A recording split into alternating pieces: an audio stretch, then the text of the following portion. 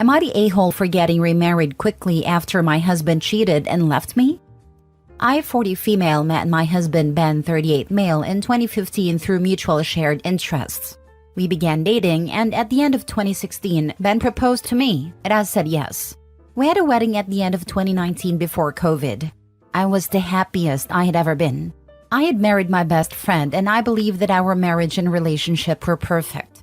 We had our ups and downs the same as any relationship, but never had any significant fight or issues that would have tainted the relationship. After the COVID lockdown ended and we were able to return to work as normal and be more social, I started noticing changes in Ben. He would set up his work schedule so that he was away from home more. He wouldn't accompany me to things like movies or family outings. He would get short and snappy with me. He just began to feel cold and distant. In my heart, I felt like he had already left me. In March of 2022, I had to travel out of state for a weekend. While I was gone, Ben would not answer my phone calls, texts, etc. He also disconnected and deactivated the security systems at our home. All red flags. After crying and battling myself internally over what I should do, I decided to return home from the trip a day early without telling Ben. I got home at 3 a.m. on Sunday. Ben wasn't expecting me home until Monday. When I came into the house, Ben was asleep alone and his phone was beside him.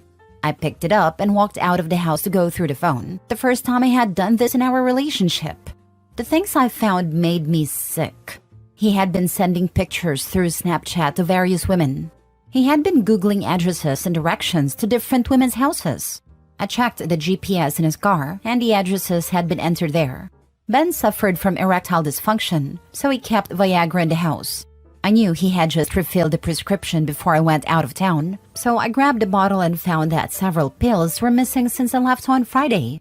His screen time showed hours and hours logged in the messenger and phone, but he had deleted all phone call records and text messages so that I could not see who he had been communicating with. Then I found a Vault, an app where you can store photos and videos with password protection. I woke Ben up and told him that we needed to talk. When he saw that I was holding his phone, he became as white as a ghost and tried to attack me to retrieve it. I handed it to him and told him I had already seen all that I needed to see. I asked him what the password was to the Vault on his phone, as we had an open device/password policy in our relationship. He absolutely refused to give it to me. He told me he would rather end a relationship than give me the password. That told me everything I needed to know. I took steps the following few days to initiate divorce proceedings. I was so devastated that my rock, my best friend, my partner in life, had treated me like this and so easily tossed our 7-year relationship away.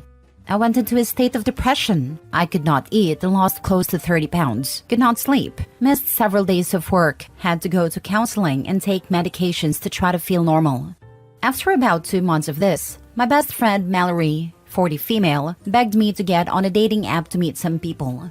I was hesitant because I had never been on a dating app, but thought, what the heck, maybe it will help me get over Ben. I joined Tinder and matched with Jake, 33 male. Jake and I had a lot of fun chatting with one another and eventually decided to meet in person. I was open and honest about my situation with Jake and let him know about my divorce and ex-husband. Jake thought Ben was an idiot for ending our marriage and losing a woman like me. Jake and I increasingly began spending time together and we were inseparable after a few weeks. A few months later in the summer of 2022, Jake asked me if we could be exclusive. In December of 2022, Jake surprised me and asked me to marry him. I was a whirlwind of emotions, but I said yes. Of course, this news made it to social media and that's when I began hearing from Ben again. Ben contacted me to let me know that it was embarrassing to him that I have moved on so quickly and that I was publicly engaged. He was also upset in my choice of partner as he made sure to let me know that he did not approve of Jake for me. I don't even know why he cared, because he cheated on me and ended our marriage. Jake and I got married in 2023 at a tropical destination wedding. It was beautiful, and Jake went above and beyond to make it special for me. Ben reached out to me again to let me know that I looked like the cheater in our relationship, because I moved on so quickly and got remarried. So, am I the a-hole for moving on and remarrying quickly after my ex-husband cheated on me and left me? Now for the top comments. Not a-hole. Stop harassing me. If you are that concerned about my reputation, I'll happily share the screenshots to clear up who cheated. Yep, perfect social media post.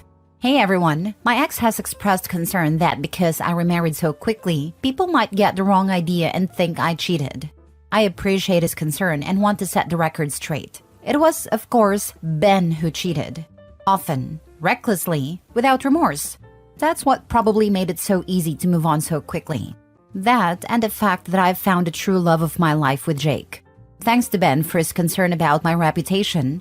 Please feel free to message me if you want photos or screenshots from the debacle. Not a-hole. Ben doesn't get a say in your life anymore. It's wonderful you've found happiness. Ignore Ben and block him. Yep, Ben is embarrassed that OP moved on to someone else so quickly after they split. Maybe he should have been more embarrassed that he moved on to several other people while they were still married. Ben is scum. Pay him no mind and be happy, OP. And none of them wanted him.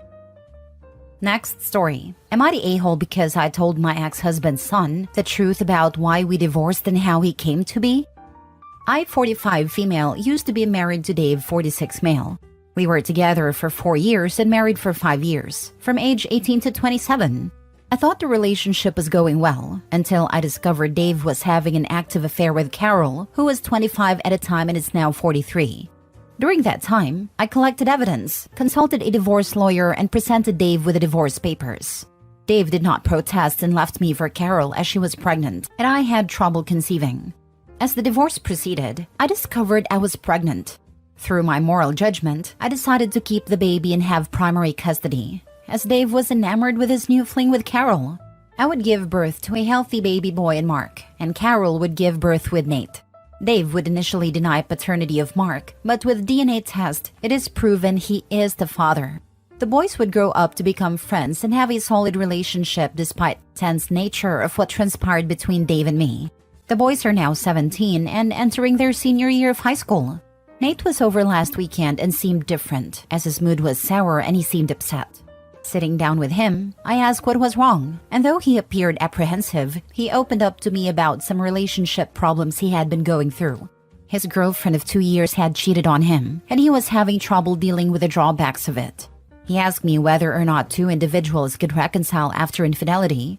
I was honest with him, and said that it depends on the individuals, though it was often better if both parties moved on, as trust between the two had been broken and was not easily repaired. He seemed to take the answer in stride, but then asked me a question I wasn't sure I was prepared for. Is that what happened between you and my father?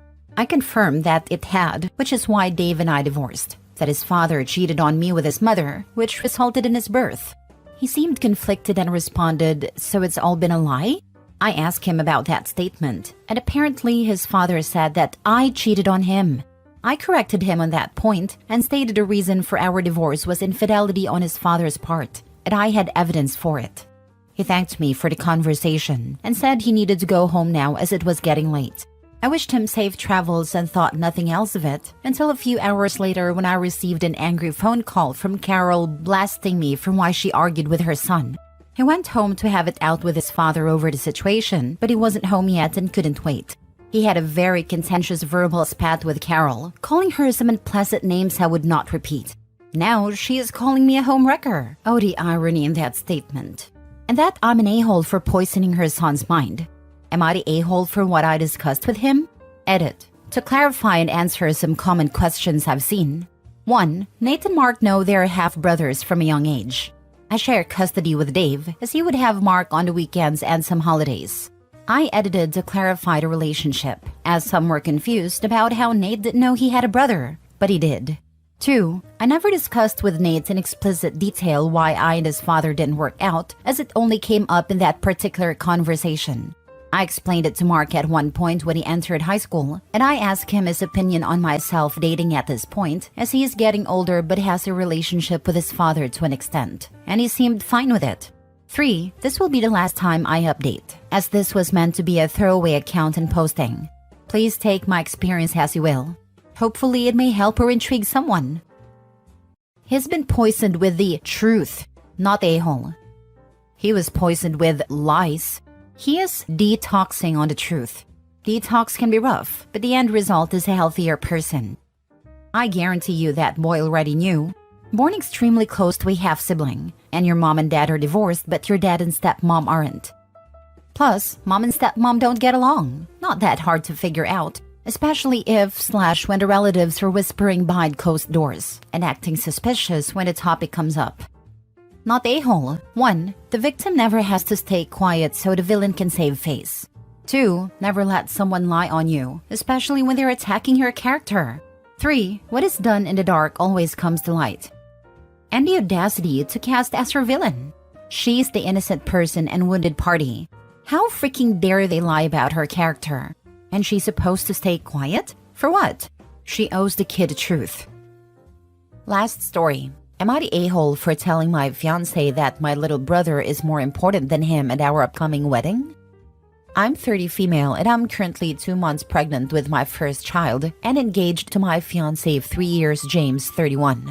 For a little background, when I was 15, my parents had my brother, and 5 years after, while I was 20 and Matt was 5, my parents and Matt were driving home when they got into an accident, resulting in my parents' death. After the accident, I was completely destroyed and devastated, but I had to pull myself together to be there for my brother. And the following month, I buried my parents, and with the help of my aunt and uncle, I applied for guardianship of my brother. It took about 7 months before I was approved. I had to get a stable job/income, which I did. Proper housing for me and my brother, which I did by using money from my inheritance to buy a house, and other little things. But in the end, I got my guardianship of my brother. It was hard at first, working while looking after my brother. It's easy now, but there are still its ups and downs. But I would do it all over again for my brother.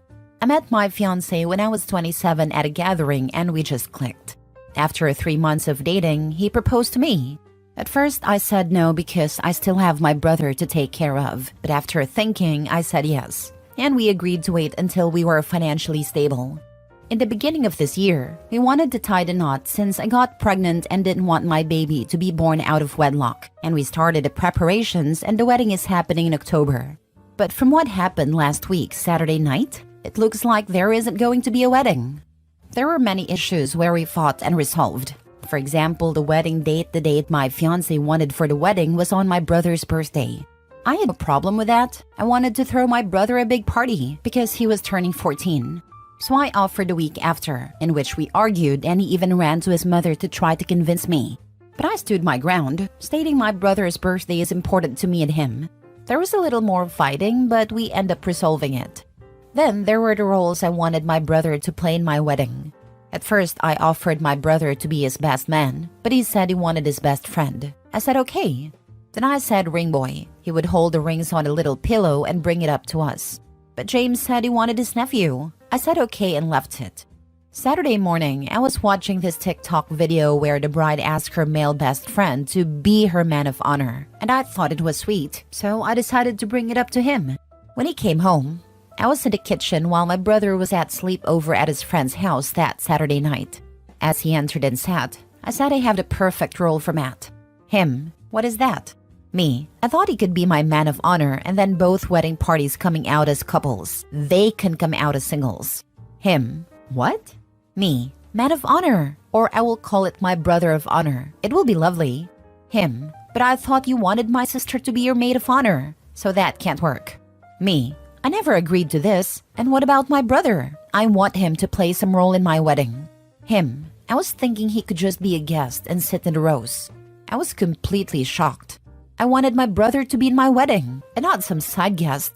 I didn't know what to say. He wanted to put my brother on the sidelines. His whole family was playing some part of the wedding, and most of the bridesmaids were his cousins. Only 2 were close friends. But this he couldn't grant me? I stopped what I was doing, and told him no. It was my wedding too, and I want my brother to be my man of honor. And he started that his sister was better, and my brother would be guest, and he didn't want children in the wedding parties. I completely lost it and started arguing with him from one thing to the next. Since Saturday, he hasn't come home, only sending his brother to pick up some of his stuff. And his mother and sister have been blowing up my phone that I'm a selfish woman, and so what if my brother is a guest? So the last time they called was Wednesday night, and I went crazy in both of them, using language I'm not proud of. But I end a call with, yes, my brother is more important than him at his wedding if it's happening, and I will never put him in front of Matt. So I'm effing sorry, and to let James contact me to talk things out. Now for the top comments. Not the a-hole. Pump the brakes on marrying this man, baby, who runs home to mommy when his temper tantrum doesn't get him what he wants. Then he has his family gang up on his pregnant girlfriend. He does not care about you, your wants or your needs. He's selfish, self-centered, manipulative, a bully, abusive, and honestly, a complete tool. It seems you're only marrying him because you don't want your child born out of wedlock. Please reconsider. His mask is slipping, since now he's trapped you with a pregnancy and next a marriage. This is what abusers do. You need to talk to your brother and see if your stupid baby daddy has been saying anything to him, like threats, or how things are going to be when he's the man of the house. Based on what you've said, I bet he either has or has some grand plans as to how life will be in your home. And for the love of God, do not put that man on the deed on your house. In fact, if you go through with the marriage, get a prenup. Bet he loses his mind when you do. You are a great mom to your brother, and you did it all on your own. He's your child, and you are absolutely, positively doing the right thing here. You will be a great mom to your baby as well. If you marry this man, you'll just be parenting another child. This man is 1000% going to toss your brother's things on the yard the second your brother is 18. He does not care about what you want. It's all about him. Leave him with his mommy for 2 weeks, and just notice how much easier your life is. I doubt he'd wait until 18. I'm thinking 14 or 15. Not a-hole. By his logic, your brother should be his best man. Or at the very least, a groomsman. But he is not offering that, is he? Dude is jealous of OP's brother. OP, if you marry this man, he will be talking about having your brother move in with your aunt or some other relation within the month, so you two can start your real family. He sees your brother as a disposable obstacle in the way of the life he wants, and he will try to remove him sooner or later. Protect yourself, your brother, and your unborn child, and do not marry this person. After 3 months of dating, he proposed. This was already a red flag that should have given you pause about him. Then all of the other nonsense.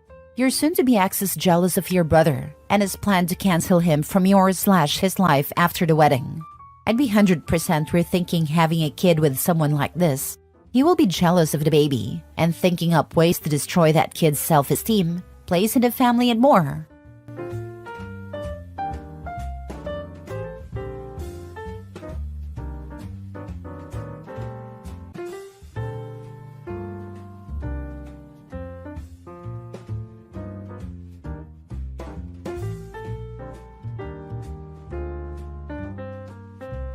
Am I the a-hole for not giving my ex-husband back his money? My ex-husband cheated on me 5 years ago, and I found out when he texted me instead of her. That ended our marriage, but the divorce was amicable. I told him that I couldn't forgive him, and he said he was sorry, and we moved on. By that time, he had worked a small fortune, a company, 3 commercial properties, and a lake house. I got half of everything, and I am a silent partner in his company, getting returns twice a year. As an apology, he also gave me our apartment and lake house. It goes without saying that I don't need to work, but I still do because I love my career. He moved on with his affair girlfriend. I don't know much about them since it still pains me, but all I know is that they're still together. She contacted me in LinkedIn, telling me that since the divorce has cost him so much money, he has told her that he never wanted to get married again, nor move in together. And she blames me because I took everything. She is now pregnant, and according to her, my ex said that this wouldn't change his attitude towards moving in together or marriage. So now she is accusing me of being a thief, who is basically stealing her baby's chances of having a family. That I didn't need the money because I have a good job and everything was my ex-husband's. That I took advantage of him because he felt guilty. I haven't spoken to my ex in 5 years. I haven't even had the strength to answer him back every New Year to tell him to stop texting me Happy New Year because that's when we met. I don't know what to do. Is she right? Or should I ignore her? Now for the top comments before reading the mini update. Just block and ignore her. She played a stupid game and won a stupid prize. This is probably the best right answer, but I'm old, jaded, and just a little vicious. Personally, I'd send screenshots of her text to your ex-husband. But that's because I'm old, jaded, and not very nice. Me too, because I would have engaged in option 1 and 2. Go off and send it to him. Truth is that he probably doesn't want to marry her and is using OP as an excuse. After all, he's still contacting OP on New Year's. He doesn't sound like a catch, and neither does a fair partner. Yep, he regrets the divorce and won't get married because he's holding out hope. He gave her extra things in the divorce because he cares. If he didn't, he would have given her the bare minimum and dragged it out. So the homewrecker is blaming you for his fate. That's rich, not the a-hole. About the only thing that's rich about her. I bet you she pursued him because of his money, and now he won't marry or move in with her even after she got pregnant. Something tells me she tried to baby trap him. At least she can get hefty child support for 18 years. Not the a-hole. She expected to get the guy and all of the marital property. It's not your fault that this loony person didn't understand that marital property is half yours. Send a message on to your ex. Politely tell him that you don't appreciate his girlfriend contacting you to ask for money and to complain about their relationship status. Ask him to have a conversation with her about leaving you alone. I think she knows marital property is half. Hence, she wants to get married to him, but he won't do it. I've seen a lot of women who think this guy has a good job, a nice house, and a luxury car, and chase after him, but don't also consider that his wife of 10/20/30 years is entitled to half of everything. And the guy could end up paying child support, college costs, and/or alimony after divorce. Also, the guy and his first wife may have built a good lifestyle based on their spending/savings/investing decisions. But the second wife, who didn't work for that money or invest it slowly over time, may not have the interest or personality to add to the household wealth. That's the kind of woman who marries a guy and then complains that he doesn't have as much money as she thought. Yeah, he has half as much money, more expenses, and the added burden of maintaining the expectations of the new wife/girlfriend. Mini update. Thank you everyone for the fast response. I was considering one of 3 options. Tell her off, tell him/forward her message to him, or ignore and block her. The majority are suggesting the latter, and I am inclined towards that too. Thanks and have a great weekend. I will try to read all your comments, but they're coming too fast. Sorry. Next story. Am I the a-hole for refusing to repropose after my fiancé lost her engagement ring? I, 29 male, proposed to my fiancé, 28 female 6 months ago with a beautiful ring that I saved up for over a year to buy. She was thrilled, and we've been happily planning our wedding since then. Last weekend, we went on a trip to the mountains for a little getaway. During one of our hikes, she realized that her engagement ring was missing. She was devastated, and we spent hours retracing our steps, but we couldn't find it. When we got back home, she asked if I could get a new ring, and we proposed to her to recreate this special moment. I told her that I understood how she felt, but buying another ring of the same quality would be financially challenging for me right now. I suggested that we could either wait until I could afford a similar ring or get a more modest ring for now and upgrade it in the future. She was upset and said that it wouldn't feel the same with a different ring and that the magic of the proposal was lost. She insisted that she wanted the moment to be recreated just as it was before. I told her that the important thing was our commitment to each other, not the ring or the proposal itself, and she accused me of not caring enough about her feelings and said that if I truly loved her, I would find a way to make it happen. Now, there's a lot of tension between us, and she's been distant ever since. I feel like I'm being practical, but she feels like I'm not valuing our engagement enough. Am I the a-hole for refusing to repropose with a new ring under these circumstances? Not the a-hole. I would be horrified if I lost the ring my fiancé got me. No way would I expect him to replace it with conditions. Would really consider who you've asked to marry you and where their priorities lay. In the future, however, I would ensure the ring. Not only replace the ring, but redo the whole proposal. Lots of main character syndrome going on here. Run, OP. She is horrible to expect any of this. Hello, the door is open. Leave while you have the chance. You just got a view of what being permanently attached to her will be like. She ought to be ashamed for caring so little about securing something so precious. Not a-hole. If you really loved me, it's a trap to try to get you to do something. Not just illogical, but counterproductive. You have actual things that you need to use your resources on, besides sentimental, non-pressing moments to recreate. This actually sounds like some sort of test to see how far she can push you. Tread carefully. I would retort back, if you really valued our engagement, then you wouldn't have lost a ring. 100%. If anyone is entitled to be angry, it's you. If she can't take care of one precious ring, how many do you have to keep buying if she keeps losing them? I am wondering if the girlfriend really liked the ring and proposal at all. Oh no, lost the ring. Do over. Seems like a great way of getting what you really want. Next story. Am I the a-hole for saying that my ex-husband was just like his father because he canceled on our daughter yet again? I'm making this fairly quick. I feel like I went a tad bit far with my comment. So me 36 female and my ex-husband 38 male were together for 6 years, married for 2 before he left me. At the time, our daughter was a year old. She was 5. There were no warning signs. I left to go do a grocery shop, came home to him and his clothes/things gone, left a note saying he was in love with a new woman and wanted a divorce. Just like that. I got absolutely no closure from that. Any calls or messages were dodged, even when they were about our daughter. Literally nothing. During our divorce, he tried to fight for full custody despite at this point not having seen her for 6 months, which was denied because he was in the military and at times constantly moving. I got full custody. He got supervision with holidays if he's not deployed. Shortly after our divorce, he married his now wife and they settled down in the city we live in.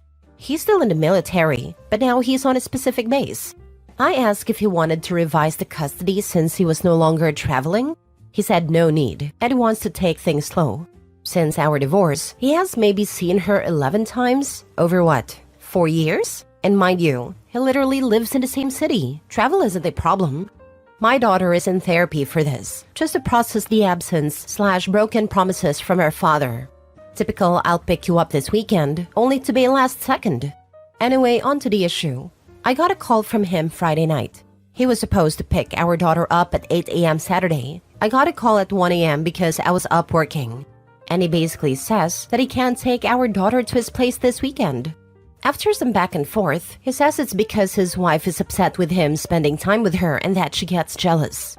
Yes, jealous of a 5-year-old. Absolutely ridiculous. I've been fairly cooperative this entire time, but Jesus, I was so upset. Like a buildup of emotions, I just started yelling at him, calling him a sack of turd and a disgrace. I mentioned our daughter being in therapy, how upset she was seeing some of the other kids with dads. In her preschool, there was this dad day where the kids brought their dads to do activities with them. They had a mom day the previous week, and he promised to show, but pulled out last minute. I had to give her a sick day because she was so upset. So I really started going in on him. He gets angry and starts yelling and cussing back. Eventually, he got quiet, and I ended up saying, "You know what's really freaking funny? Our entire relationship, you made a big show about how much you hated your dad, how horrible he was to your mom and siblings, how your biggest fear was becoming like him. But honestly, the apple doesn't fall far from the tree, because you are just like him." This was said in anger. He isn't exactly like his father, but there were similarities, which was why I said it. His father cheated on his mother, abused them, and eventually left and abandoned them for another woman. Take out the abuse part, in my opinion, they're the same. He didn't say anything for a couple of seconds, said Jesus Christ, and then he just ended the call. I haven't had contact with him since then. I absolutely did not feel bad at the time. I felt like my words were justified. But the longer it waits, the more I feel like I went too far. I ended up telling my parents what I said to get some feedback, and they said it was cruel and unnecessary. So, am I the a-hole? Now for the top comments. Not the a-hole. If the deadbeat dad shoe fits. OP, you are not the a-hole. He's a terrible father. The fact your parents don't find it cruel how he treats his own daughter. To me, truth hurts, and the fact his wife is jealous of a child is gross. Yes, he is cruel to his daughter. Why are her parents not standing behind her and telling her that her ex needed to hear what an a-hole he is to their daughter? Feel so bad for the little girl. OP's ex is a huge a-hole and loser. Being civil hasn't had any impact. Maybe this will be the wake-up call he needs, so not the a-hole. But you can't let him get your daughter's hopes up anymore. Therapy is good, but the repeated disappointment just causes setbacks for her. Yeah, I've been thinking about this too. It's just draining her, and she's at a point in her life where I feel like him not being in her life full-time would make it easier for her. I've been thinking about giving him an ultimatum of signing over full rights, or getting his act together and being a father. My dad left my mom when I was 2. He tried to stick around for a couple of years after, and it was hard on everyone. I think around kindergarten he stopped completely, and honestly, it was really hard at first, but it was for the best. I remember talking to my grandma and her asking if I'd rather have just one big disappointment or constantly be disappointed, and I chose the first. It sucks, and it took until becoming a mother to come to terms with it all. How a parent chooses not to be in their kid's life, I will never understand. And I'm so sorry you and your daughter are going through this. You are definitely not the a-hole. Last story. Am I the a-hole for not allowing my girlfriend to be a stay-at-home mom, even though I could afford to? My 29 male girlfriend, 23 female Emily, and I have been dating for 4 years and have lived together since last October. She graduated from college last year and was able to get a job that paid an okay salary for an entry-level position. She didn't like the job too much, but she mentioned that it had good opportunities for promotions and would look good on her resume, so she hoped to move on to more interesting work that she is more passionate about soon. In January, my girlfriend became pregnant with a girl by accident. It wasn't planned and we considered abortion, but decided to keep the baby. We have since been preparing for the birth. We have good relationships with both my and her parents, and both sets of parents have said they would be willing to babysit our daughter for free. Recently, my girlfriend told me that she would like to quit her job after the baby is born to be a stay-at-home mom. Her reasons for doing so were, 1, she's getting very attached to our baby, even though it's not born yet, and the idea of dropping her off with a babysitter, even if that babysitter is one of our parents who we know will take good care of it, makes her want to cry. 2, her mom was a stay-at-home mom, which allowed her to have home-cooked meals every day and do lots of fun stuff that she couldn't do with a babysitter. She wants to provide the same experience for our daughter. 3, she no longer likes her job and isn't sure if she wants to continue down the same career path. She regrets her major in accounting and wishes she had majored in something she is passionate about instead of something that just makes good money. 4, I recently got a promotion to a supervisory position in my company that came with a pay raise of nearly $40,000, so I can afford to support her and our daughter.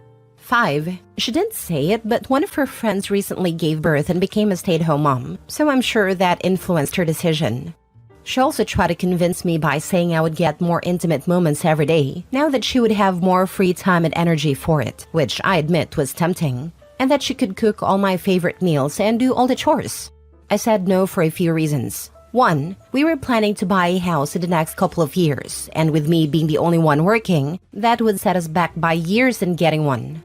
2, I grew up poor. During my entire childhood, I only went to the movie theater a couple of times because my parents could not afford to take me out to do fun stuff like that often. For example, I got a new pair of shoes once a year and bought my clothes from Walmart. With both of our incomes, we have been able to enjoy a very nice lifestyle. We both drive nice new cars, go shopping or to nice restaurants or the movies regularly, and have also been on some nice trips and vacations. With only one income, we would have to curtail our spending by a lot. My girlfriend brought this up, but I don't really want to. With both of us working, we can keep our current lifestyle even after the baby. There are many things I still want to do and places I want to go. And we would have to put all our life plans on hold for several years, since my income alone would not be enough. So we would have to wait until I got even more raises or saved for a long time. 3, I just don't want the pressure of being the only person to provide for my family. 4, most people don't like their jobs. From what she told me, she mainly just does not like her boss and finds the work boring. My mom had to work a physically difficult job when I was a baby. So compared to her and many other women, my girlfriend has it easy. Sometimes you just have to suck up having a job you don't like. Also, while telling her no, I might have said a reason why she was feeling so attached to the baby was pregnancy hormones, and they would soon pass. So yeah, not my best choice of words. I mentioned this to my friends and my family. I've been told by some people that a true man provides for his family, and that I'm evil for wanting to separate a mother from her baby when I could afford to let her stay home. So am I the a-hole? If she has a major in accounting, she could get a work-from-home job keeping books for someone or something like that. She could work part-time with flexible hours while not leaving the baby. Maybe investigate this as a compromise. I think this, especially paired if they have family who can help care for the baby. I'm 100% remote work from home. My job gives 12 weeks paid maternity leave, But when I did go back, we had someone coming to the house to care for him while I worked for the next 3 months, since her own kids were out of school for the summer. It was great for my peace of mind that I could see him during the day and know she was taking good care of him. Then when he was 6 months, he started going over to her house during the day. Lol. This whole post shows how woefully unprepared you and your girl are for having a kid. Good luck, OP. With both of us working, we can keep our current lifestyle even after the baby comes. Oh, honey.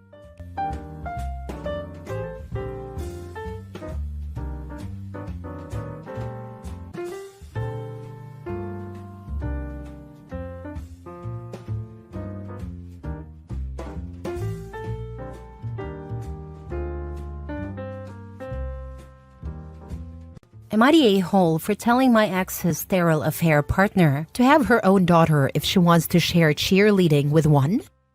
My ex, 44 male, cheated on me, 40 female, and ended our marriage so he could be with his affair partner / wife, Jen, 42 female. This happened several years ago when our kids were very young. My ex gets our kids 6 days a month. He works out of state frequently, so this was the most consistent schedule where our kids would be with a parent, me or ex, instead of being left with a babysitter or his wife. According to my ex and Jen, she is sterile and can never have kids. I never ask, but they offered this up in hopes I would share the kids with her more and encourage them to embrace Jen as their second mom. I have not done this, and I have told them we are not friends and they're not to expect favors from me after going behind my back and doing what they did. Jen was someone I knew before learning the truth. She was dating someone in my ex's friend circle and made a point to get to know me. I found out why after. She was expecting us being friends would help me not to hate her afterward. I bring all this up because of what's currently going on. Jen was a big cheerleader in her youth and volunteers with local cheer groups. She wants my daughter, 10, to get involved in cheer. My daughter told me about it the other week because Jen was trying to make her go and my ex was backing Jen on it. She told me she didn't want to and she needed my help. All the kids are aware of the fact stuff like that has to be agreed on by both me and their dad. I reached out and told my ex our daughter will not be put into cheer against her will and that he needs to stop pressuring her to join. He didn't respond back the way he's supposed to, through the app, so I noted his reply on the app and got a lot of cussing back. Jen tried to call me but I didn't answer her. She approached me a few days later while we were in the same store and she told me I can't keep punishing her by depriving her of my children. She said she's been in their lives since they were little, and she has every right to bond with them and share stuff with them like that. I told her she does not get to force my kids into stuff like that against their will. I walked away, and she followed me around for a bit and told me how it was her dream to share cheer with a daughter and all the crap that I don't care about. I told her she should have a daughter of her own if she wants to share it, and leave mine alone. She stopped following me after that, and I heard from my ex a few times after, saying I was cruel to say that to her when I know she can't have children. Am I the a-hole? Now for the top comments. Not the a-hole. I love it when people think they can force kids to do stuff. Forget adding the affair into the mix. I don't know everything about the app you mentioned, but you might want to add what happened at the grocery store. Keep documenting the harassment and pressure they putting on you and your kids. They can figure out a different way to play house. Absolutely. Kids should never be pressured like that, especially when they've already said no. Adding the grocery store incident to the app is smart. It's always good to have a clear record of what's happening. They should know that children are not extensions of themselves or tools to fulfill their own unmet needs or desires. Not a-hole. Not only was your ex a trash husband, he's also a trash father for allowing his affair partner / wife to inflict her motherly desires on your children. It's been a problem in so many ways. It's all documented though, so at least when the kids get to a certain age, if they want to see him less, I'll have documented proof of the problems. You and your children owe this woman nothing. Good on you for protecting them. As a cheer mom for almost a decade, do not allow her to push your daughter into cheer if she's not interested. It's a dangerous sport, and one of those where you either love it or hate it. My daughter was the former and went hard until she graduated. She got injured so much. Oh, and it's wildly expensive. Not the a-hole. I heard from the others the expense is crazy. The risks of injury are worrying too. It makes me glad my daughter has no interest because I'd worry about her being hurt badly. I'm sorry your daughter suffered so many injuries from it. Next story. Am I the a-hole for protecting my sister-in-law who cheated on my brother? 2 years ago, our family was caught in a huge drama. My sister-in-law had a month-long affair with someone from her night courses.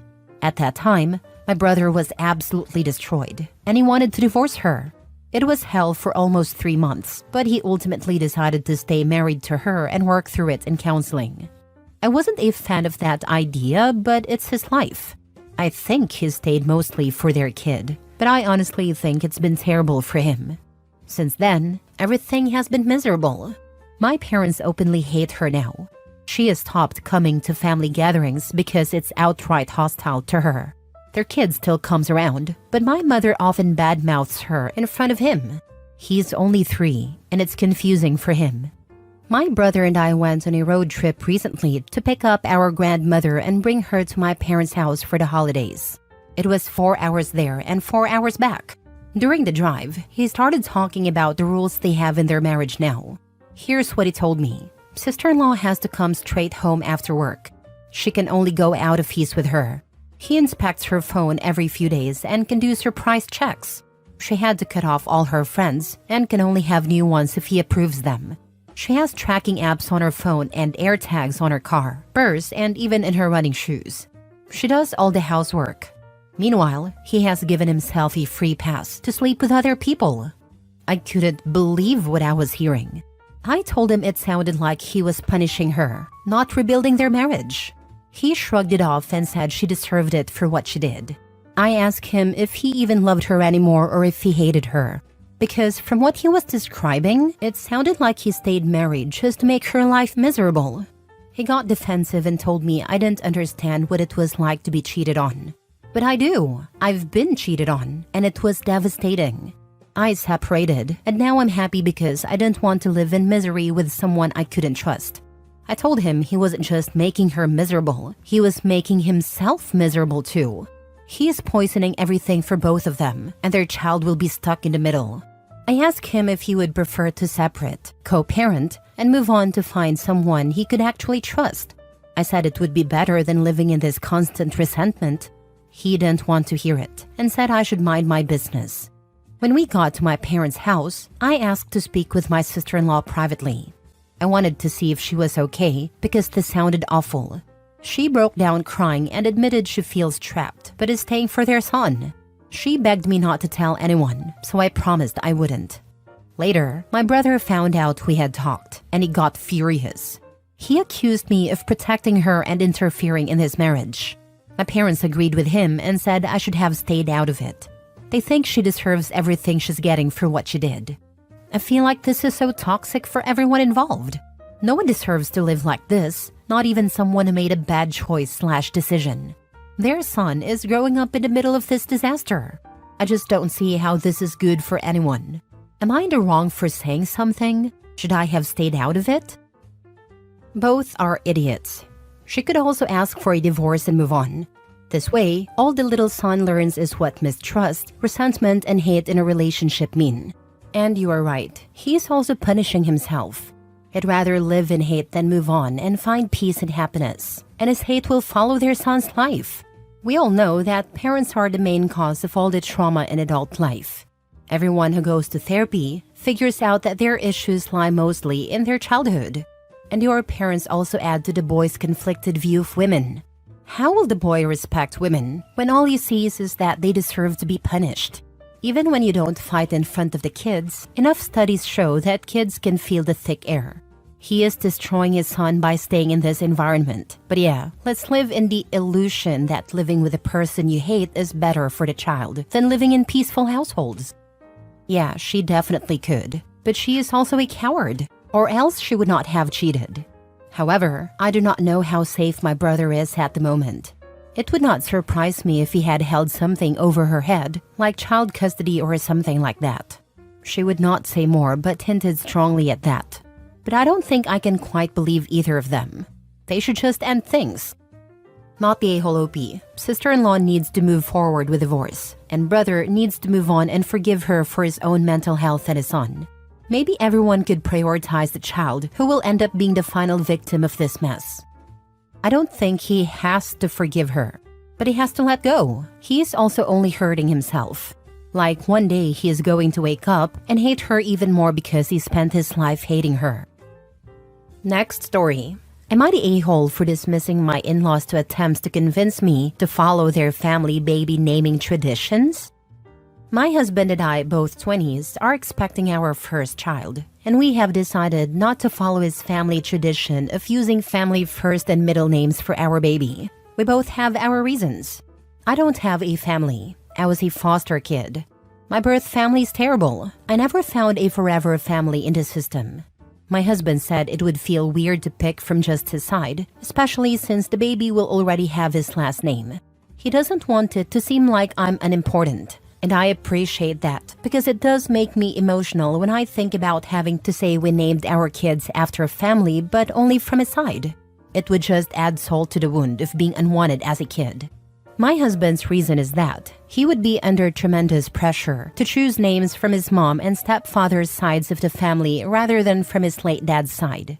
While he would prefer to use names from just his parents' sides, it would be a big deal to leave others out. This is especially sensitive because there was already some drama over our last name. His name was changed to his stepfather's last name when his mom remarried, but he changed it back as an adult. That was a very sore point for them, and he doesn't want to juggle their feelings when we're supposed to be naming the children as a couple, not based on his family's preferences. The news got out because a relative wanted to use the name of a recently deceased family member for their unborn child. Our baby is due first, and a relative wanted to check if we were planning to use the name. My husband said it was fine, but a relative kept asking if we might change our minds. My husband reassured them that we weren't using a family name at all. This was kept quiet for several weeks, but then the relative blurted it out during an extended family dinner. My husband's family acted like the world was ending. I know my in-laws feel strongly about this, but I thought their reaction was an overreaction.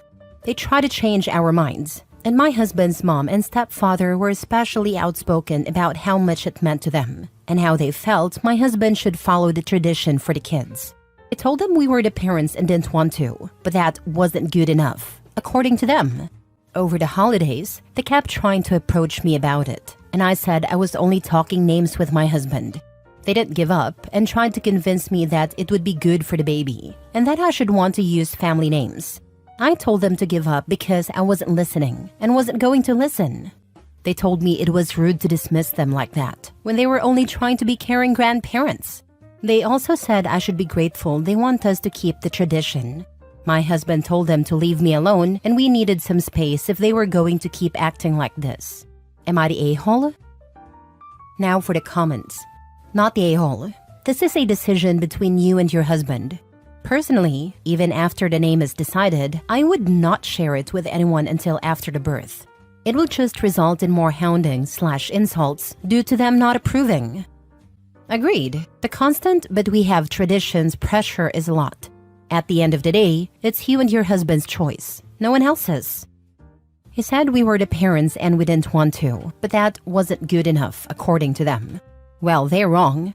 It's your choice. You have valid reasons for not wanting to follow their tradition, and even if you didn't, it wouldn't matter because you're the parents. I'm glad your husband is being supportive, and I hope his parents come to understand that it's not their decision to make. Only trying to be caring grandparents? BS. More like only trying to be controlling grandparents, not the a-hole. And doing it for the kids and it would be good for the baby. Like it's a name. You're not giving your kids a superpower. They will survive not having the same name as the rest of the family. They act like they paid for these names and trying to make sure they got their money's worth. I never thought of it that way, but you're not wrong. It would make more sense if people had to buy names and you wanted to get the most out of your money. Last story. Am I the a-hole for reminding my stepmother that she chose to not be a grandmother? My father married my stepmother when I was 20. She had 2 young teenagers at a time, whom I have always referred to as my step-siblings. However, because of our ages and the fact that I never lived with them, we were never particularly close, although we get along just fine. When I was 30, I had my first child, and I asked my stepmother what she wanted to be called by my son. She did not want to be any form of grandmother, and instead just wanted to be called by her first name. Let's call her Nancy. My 3 children are now young adults, and have never really had much of a relationship with Nancy, aside from seeing her as Gramps' wife. Everyone gets along fine, but she has never treated them as grandkids. That was her choice. Over the years, she has mentioned how she can't wait to be a grandmother. It's her dream. My step-siblings, Nancy's children, are both in committed long-term relationships and have chosen not to have children. I am now 53, remarried to a great guy with 2 children of his own, young adults.